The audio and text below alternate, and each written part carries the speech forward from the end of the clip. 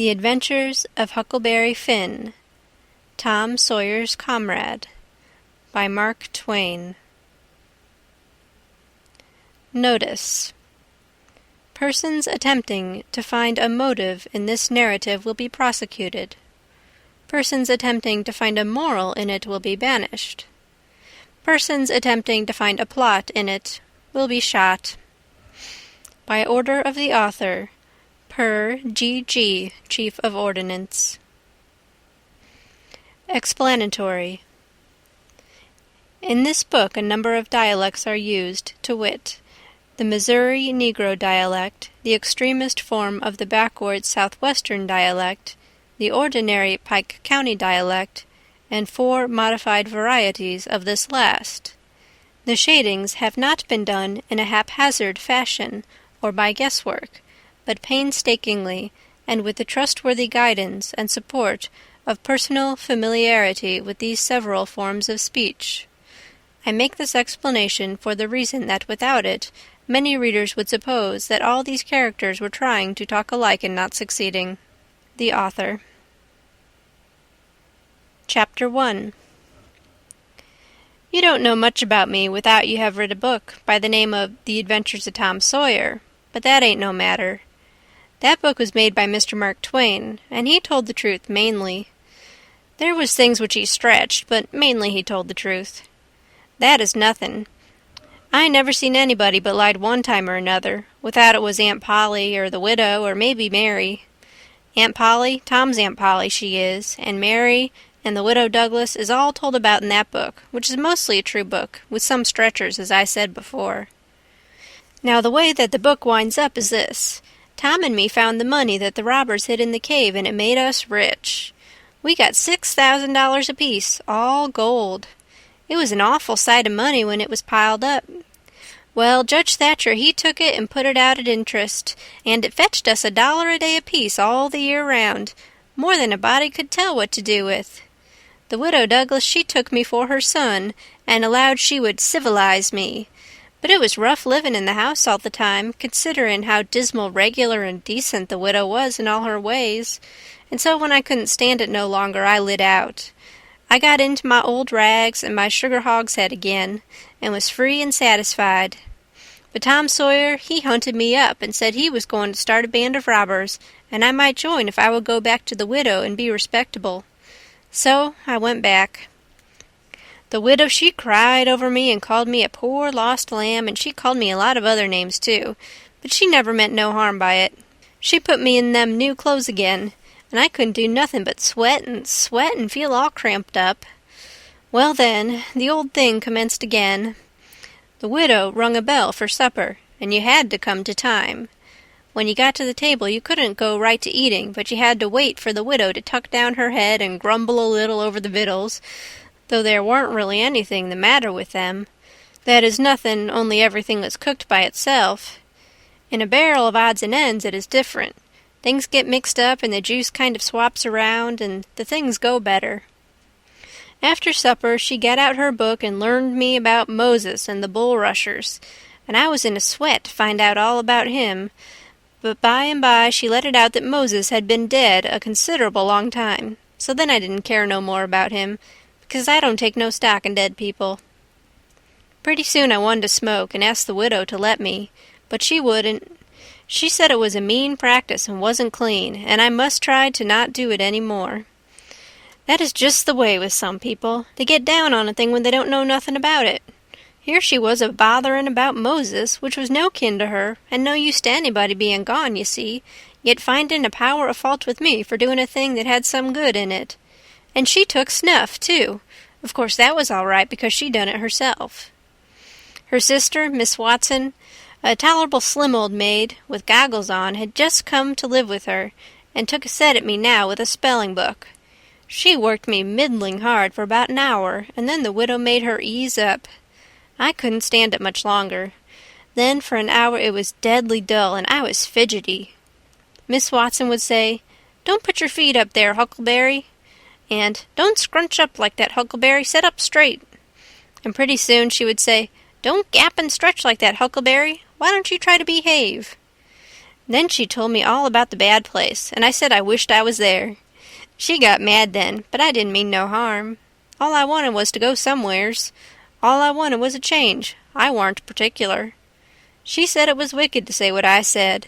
Said she wouldn't say it for the whole world. She was going to live so as to go to the good place.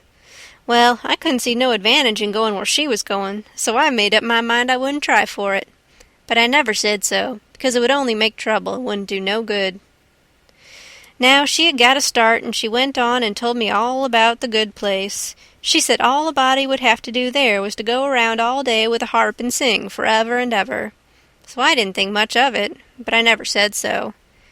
I asked her if she reckoned Tom Sawyer would go there, and she said not by a considerable sight. I was glad about that, because I wanted him and me to be together. Miss Watson, she kept pecking at me, and it got tiresome and lonesome. By and by they fetched the niggers in and had prayers, and then everybody was off to bed. I went up to my room with a piece of candle and put it on the table. Then I sat down in a chair by the window and tried to think of something cheerful, but it warn't no use. I felt so lonesome I most wished I was dead. The stars were shining and the leaves rustled in the woods ever so mournful, and I heard an owl away off hoo-hooing about somebody that was dead, and a whippoorwill, and a dog crying about somebody that was going to die, and the wind was trying to whisper something to me, and I couldn't make out what it was, and so it made the cold shivers run over me. Then away out in the woods I heard that kind of a sound that a ghost makes when it wants to tell about something that's on its mind, and can't make itself understood, and so can't rest easy in its grave, and has to go about that way every night grieving. I got so downhearted and scared I did wish I had some company. Pretty soon a spider went crawling up my shoulder, and I flipped it off, and it lit in the candle, and before I could budge it was all shriveled up. I didn't need anybody to tell me that that was an awful bad sign and would fetch me some bad luck, so I was scared and most shook the clothes off of me. I got up and turned around in my tracks 3 times and crossed my breast every time, and then I tied up a little lock of my hair with a thread to keep witches away. But I hadn't no confidence. You do that when you've lost a horseshoe that you found, instead of nailing it up over the door. But I hadn't never heard anybody say it was any way to keep off bad luck when you'd killed a spider. I sat down again, a-shakin' all over, and got out my pipe for a smoke, for the house was all as still as death now, and so the widow wouldn't know. Well, after a long time I heard the clock away off in the town go boom, boom, boom, 12 licks, and all still again, stiller than ever. Pretty soon I heard a twig snap down in the dark amongst the trees. Something was a-stirrin'. I sat still and listened. Directly I could just barely hear a meow, meow down there. That was good. Says I, meow, meow, as soft as I could, and then I put out the light and scrambled out of the window on to the shed. Then I slipped down to the ground and crawled in among the trees, and sure enough, there was Tom Sawyer waiting for me. End of Chapter 1. Chapter 2. We went tiptoeing along a path amongst the trees back towards the end of the widow's garden, stooping down so as the branches wouldn't scrape our heads.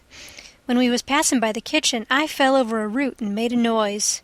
We scratched down and laid still. Miss Watson's big nigger, named Jim, was settin' in the kitchen door. We could see him pretty clear because there was a light behind him. He got up and stretched his neck out about a minute, listening. Then he says, "Who dare?" He listened some more.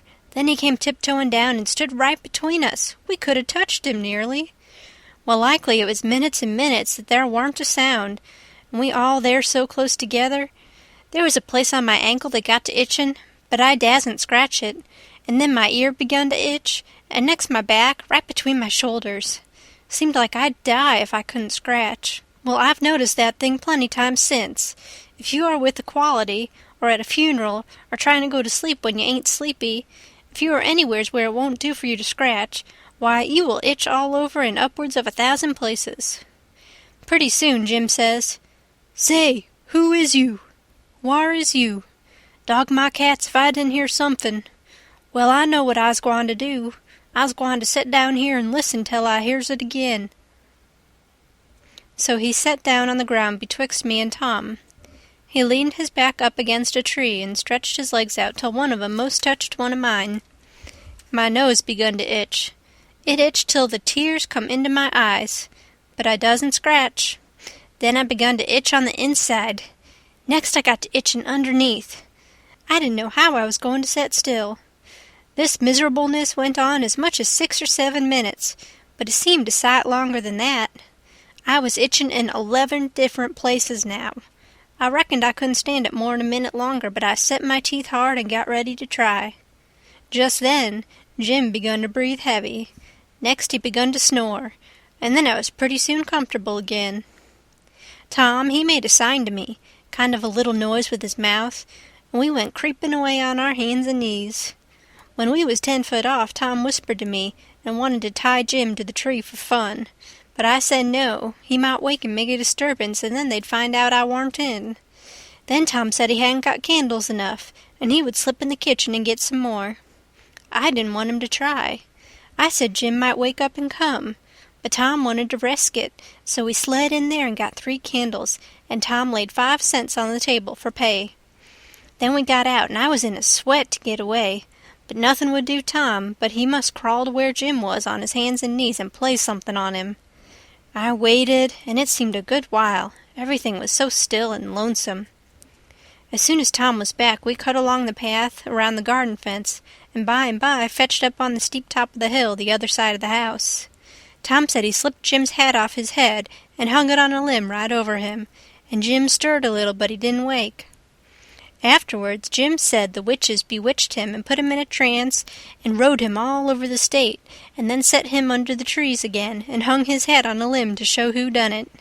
And next time Jim told it, he said they rode him down to New Orleans, and after that, every time he told it, he spread it more and more, till by and by he said they rode him all over the world, and tired him most to death, and his back was all over saddle boils. Jim was monstrous proud about it, and he got so he wouldn't hardly notice the other niggers. Niggers would come miles to hear Jim tell about it, and he was more looked up to than any nigger in that country. Strange niggers would stand with their mouths open and look him all over, same as if he was a wonder. Niggers is always talking about witches in the dark by the kitchen fire, but whenever one was talking and letting on to know all about such things, Jim would happen in and say, what you know about witches? And that nigger was corked up and had to take a back seat. Jim always kept that 5-center piece around his neck with a string, and said it was a charm the devil give to him with his own hands, and told him he could cure anybody with it, and fetch witches whenever he wanted to just by saying something to it, but he never told what it was he said to it. Niggers would come from all around there and give Jim anything they had, just for a sight of that 5-center piece, but they wouldn't touch it, because the devil had had his hands on it.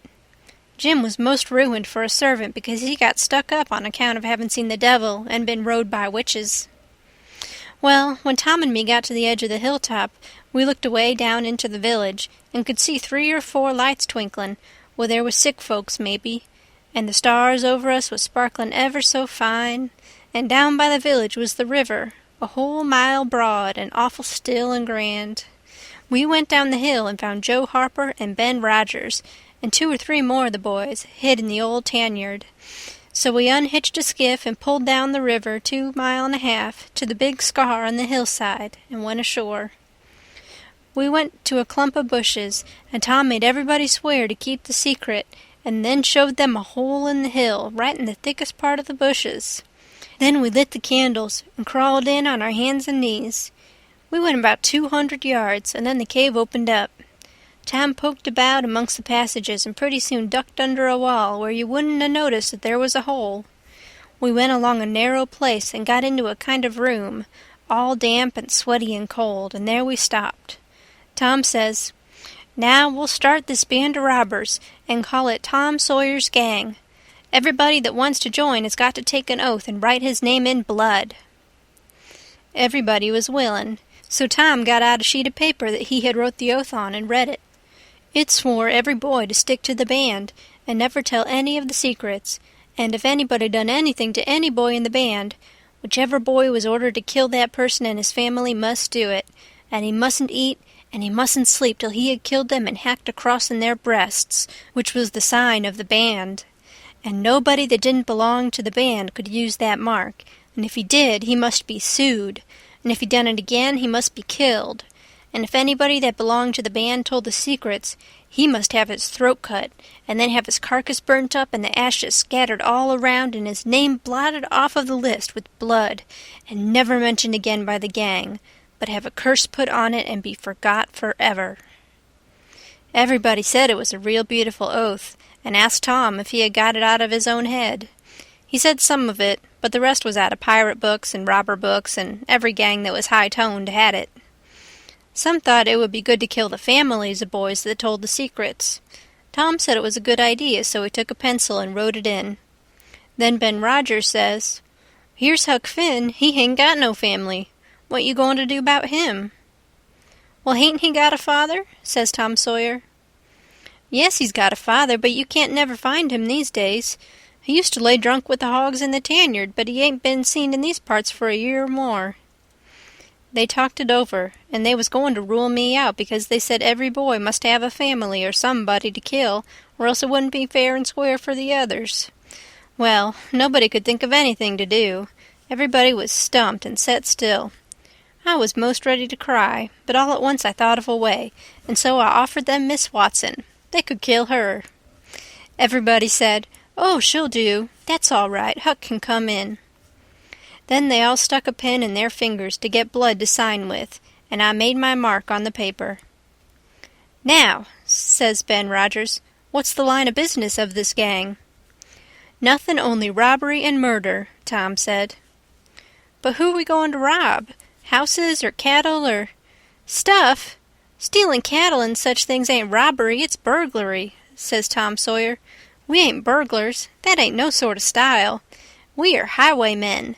We stop stages and carriages on the road with masks on and kill the people and take their watches and money." "Must we always kill the people?" "Oh, certainly. It's best. Some authorities think differently, but mostly it's considered best to kill them, except some that you bring to the cave here and keep them till they're ransomed." "Ransomed? What's that?" "I don't know, but that's what they do. I've seen it in books, and so of course that's what we've got to do." "But how can we do it if we don't know what it is?" "Why, blame it all, we've got to do it. Don't I tell you it's in the books? Do you want to go to doing different from what's in the books and get things all muddled up?" "Oh, that's very fine to say, Tom Sawyer, but how in the nation are these fellas going to be ransomed if we don't know how to do it to them? That's the thing I want to get at. Now what do you reckon it is?" "Well, I don't know. But perhaps if we keep them till they're ransomed, it means that we keep them till they're dead." "Now, that's something like. That'll answer. Why couldn't you said that before? We'll keep them till they're ransomed to death, and a bothersome lot they'll be too, eating up everything and always trying to get loose." "How you talk, Ben Rogers. How can they get loose when there's a guard over them, ready to shoot them down if they move a peg?" "A guard? Well, that is good. So somebody's got to sit up all night and never get any sleep, just so as to watch them. I think that's foolishness. Why can't a body take a club and ransom them as soon as they get here?" "Because it ain't in the books so, that's why. Now, Ben Rogers, do you want to do things regular, or don't you? That's the idea. Don't you reckon that the people that made the books knows what's the correct thing to do? Do you reckon you can learn 'em anything? Not by a good deal. No, sir, we'll just go on and ransom them in the regular way." "All right. I don't mind, but I say it's a fool's way, anyhow. Say, do we kill the women, too?" "Well, Ben Rogers, if I was as ignorant as you, I wouldn't let on. Kill the women? No. Nobody ever saw anything in the books like that. You fetch them to the cave, and you're always as polite as pie to them, and by, they fall in love with you and never want to go home any more." "Well, if that's the way, I'm agreed, but I don't take no stock in it. Mighty soon we'll have the cave so cluttered up with women and fellows waiting to be ransomed that there won't be no place for the robbers. But go ahead, I ain't got nothing to say." Little Tommy Barnes was asleep now, and when they waked him up he was scared and cried and said he wanted to go home to his ma and didn't want to be a robber any more. So they all made fun of him and called him Crybaby, and that made him mad, and he said he would go straight and tell all the secrets. But Tom give him 5 cents to keep quiet, and said we would all go home and meet next week and rob somebody and kill some people. Ben Rogers said he couldn't get out much, only Sundays, and so he wanted to begin next Sunday. But all the boys said it'd be wicked to do it on Sunday, and that settled the thing. They agreed to get together and fix a day as soon as they could, and then we elected Tom Sawyer first captain and Joe Harper second captain of the gang, and so started home. I clumb up the shed and crept into my window just before day was breaking. My new clothes was all greased up and clayey, and I was dog-tired. End of Chapter 2. Chapter 3. Well, I got a good going over in the morning from old Miss Watson on account of my clothes, but the widow she didn't scold, but only cleaned off the grease and clay and looked so sorry that I thought I would behave a while if I could.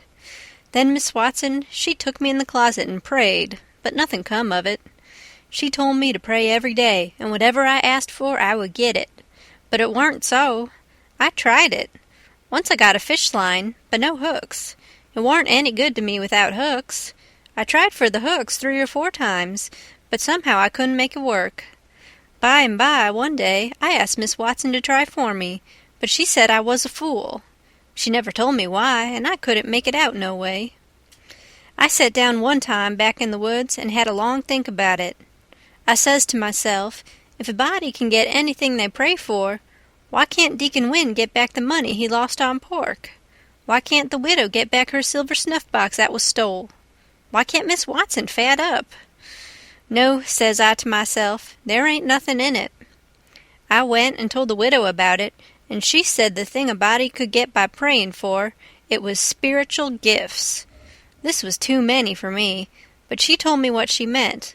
I must help other people and do everything I could for other people and look out for them all the time and never think about myself. This was including Miss Watson as I took it. I went out in the woods and turned it over in my mind a long time, but I couldn't see no advantage about it, except for the other people, so at last I reckoned I wouldn't worry about it any more, but just let it go. Sometimes a widow would take me one side and talk about Providence in a way to make a body's mouth water, but maybe next day Miss Watson would take hold and knock it all down again. I judged I could see that there was 2 providences, and a poor chap would stand considerable show with a widow's providence, but if Miss Watson's got him, there warn't no help for him any more. I thought it all out, and reckoned I would belong to the widow's if he wanted me, though I couldn't make out how he was a-going to be any better off than what he was before, seeing I was so ignorant and so kind of low down and ornery. Pap, he hadn't been seen for more than a year, and that was comfortable for me. I didn't want to see him no more. He used to always whale me when he was sober and could get his hands on me, though I used to take to the woods most of the time when he was around. Well, about this time he was found in the river drownded, about 12 mile above town, so people say. They judged it was him anyway, said this drownded man was just his size and was ragged and had uncommon long hair, which was all like Pap, but they couldn't make nothing out of the face because it had been in the water so long it warn't much like a face at all. They said he was floating on his back in the water. They took him and buried him on the bank, but I warn't comfortable long, because I happened to think of something. I knowed mighty well that a drownded man don't float on his back, but on his face. So I knowed then that this warn't Pop, but a woman dressed up in a man's clothes. So I was uncomfortable again. I judged the old man would turn up again by and by, though I wished he wouldn't. We played robber now and then about a month, and then I resigned. All the boys did. We hadn't robbed nobody, hadn't killed any people, but only just pretended. We used to hop out of the woods and go charging down on hog drivers and women in carts, taking garden stuff to market, but we never hived any of them. Tom Sawyer called the hogs ingots, and he called the turnips and stuff jewelry, and we would go to the cave and powwow over what we had done, and how many people we had killed and marked. But I couldn't see no profit in it. One time Tom sent a boy to run about town with a blazing stick, which he called a slogan, which was the sign for the gang to get together. And then he said he had got secret news by his spies that next day A whole parcel of Spanish merchants and rich Arabs was going to camp in Cave Hollow with 200 elephants and 600 camels and over 1,000 sumpter mules, all loaded down with diamonds, and they didn't have only a guard of 400 soldiers, and so we would lay an ambuscade, as he called it, and kill the lot and scoop the things. He said we must slick up our swords and guns and get ready. He never could go after even a turnip cart, but he must have the swords and guns all scoured up for it, though they was only lath and broomsticks, and you might scour at them till you rotted, and then they warn't worth a mouthful of ashes more than what they was before. I didn't believe we could lick such a crowd of Spaniards and Arabs, but I wanted to see the camels and elephants, so I was on hand next day, Saturday, in the ambuscade, and when we got the word, we rushed out of the woods and down the hill. But there weren't no Spaniards and Arabs, and there weren't no camels, nor no elephants. It weren't nothing but a Sunday school picnic, and only a primer class at that. We busted it up and chased the children up the hollow, but we never got anything but some doughnuts and jam, though Ben Rogers got a rag doll, and Joe Harper got a hymn book and a tract, and then the teacher charged in and made us drop everything and cut. I didn't see no diamonds, and I told Tom Sawyer so. He said there was loads of 'em there anyway, and he said there was Arabs there too, and elephants and things. I said why couldn't we see them then? He said if I weren't so ignorant, but had read a book called Don Quixote, I would know without asking. He said it was all done by enchantment. He said there was hundreds of soldiers there, and elephants and treasures and so on, but we had enemies, which he called magicians, and they had turned the whole thing into an infant Sunday school just out of spite. I said all right, then the thing for us to do was to go for the magicians. Tom Sawyer said I was a numbskull. Why, said he, a magician could call up a lot of genies, and they would hash you up like nothing before you could say Jack Robinson. They are as tall as a tree and as big around as a church. Well, I says, suppose we got some genies to help us. Can't we lick the other crowd then? How you going to get them? I don't know. How do they get them? Why, they rub an old tin lamp or an iron ring, and then the genies come tearing in with the thunder and lightning a-ripping around, and the smoke a-rolling, and everything they're told to do, they up and do it. They don't think nothing of pulling a shot tower up by the roots and belting a Sunday school superintendent over the head with it, or any other man. Who makes them tear around so? Why, whoever rubs the lamp or the ring. They belong to whoever rubs the lamp or the ring, and they've got to do whatever he says. If he tells them to build a palace 40 miles long out of diamonds and fill it full of chewing gum, or whatever you want, and fetch an emperor's daughter from China for you to marry, they've got to do it. And they've got to do it before sunup next morning, too. And more, they've got to waltz that palace around over the country wherever you want it, you understand. Well, says I think they are a pack of flatheads for not keeping the palace themselves instead of fooling them away like that. And what's more, if I was one of them, I would see a man in Jericho before I would drop my business and come to him for the rubbing of an old tin lamp. How you talk, Huck Finn. Why, you'd have to come when he rubbed it, whether you wanted to or not. What, and I as high as a tree and as big as a church? All right, then, I would come, but I lay I'd make that man climb the highest tree there was in the country. Shucks, it ain't no use to talk to you, Huck Finn. You don't seem to know anything somehow. Perfect saphead. I thought all this over for 2 or 3 days, and then I reckoned I would see if there was anything in it. I got an old tin lamp and an iron ring, and went out in the woods and rubbed till I sweat like an Injun, calculatin' to build a palace and sell it. But it warn't no use, none of the genies come. So then I judged that all that stuff was only just one of Tom Sawyer's lies. I reckoned he believed in the Arabs and the elephants, but as for me, I think different. It had all the marks of a Sunday school. End of chapter 3.